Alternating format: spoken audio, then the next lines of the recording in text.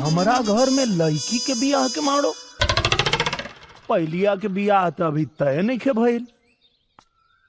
यहाँ के कर बियाह होता? तोहरा मेहरारू के। अच्छा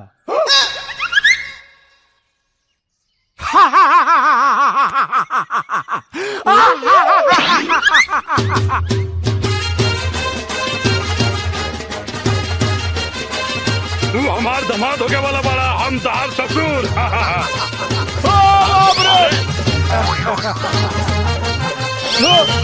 भैया जाए दो भैया।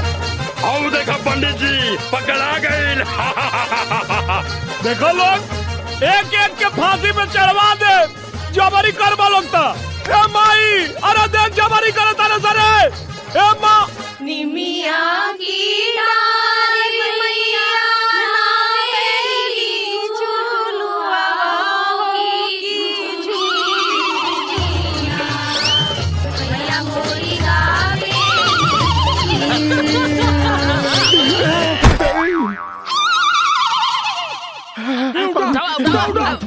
भैया भैया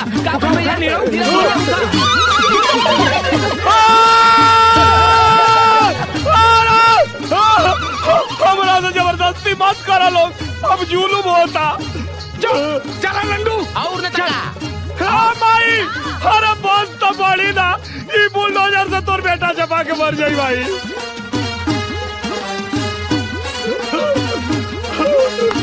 बाप रे बाप। बैठा। अरे बस बढ़ावे खातिर बेटा का बलि चढ़ाई लोग का। ओम स्वस्तिना शुभम तिलकम। ओम मंगलम भगवान विष्णु मंगलम गरुड़ध्वजा। पहले 7 फेरा के 7 वचन ले ली। हाँ। एकरा कोई भरोसा नहीं खे, ये कुल रस्म बाद में होत रही। हाँ तईला वर वधु फेरा खातिर खड़ा हो जा।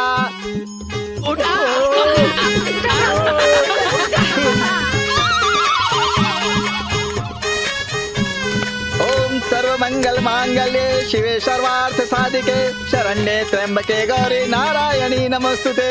ओम गुरुर् ब्रह्मा गुरुर्विष्णु गुरुर्देवो महेश्वरा गुरु साक्षात परम ब्रह्म। अरे चलाओ ना बेटा ठुसकी बान रे, जान चल जाए जान रे। अब पहले कराओ जाके मैदान रे, जान चल जाए जान रे। पंडित मंत्र पढ़ा, बहुत होगा नाटक तोर।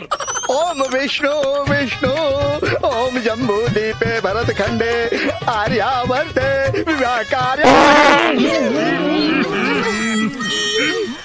ये आदमी हो कि जनावर, हम कितना मेहनत से सब देवी देवता के बलौले बानी और ये ठुसकी गंध छोड़ के सब देवी देवता के भगावत चाहतारा।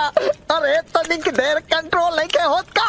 अरे का कंट्रोल करी पंडित जी, सवेरे सवेरे खटिया से उठा के हमरा के मंडप में बैठा देले बाड़े से, अभी ले दिशा मैदान में की कैले हो। ए पंडित चुपचाप मंत्र पढ़ा। ओम शुक्ल पक्ष सोमवार वासरे बैसाख मासे। ओम गुरुर ब्रह्मा गुरुर देवो।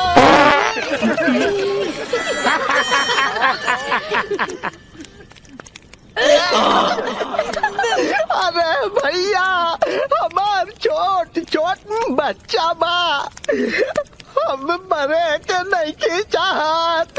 अभी जब ले हगी ना तब ले बियाह होई ना, बियाह बंद। अरे जंगियावा में फोक दी तब बन बका लोग यार है, कब से गैस छोड़ा था। ए बाबू लोटा उठाओ निकल ले, बहुत तेज आगल बाटा। समझावा चाचा तू ही है लोग के। ए नहीं रहुआ, जाओ जल्दी है क्या।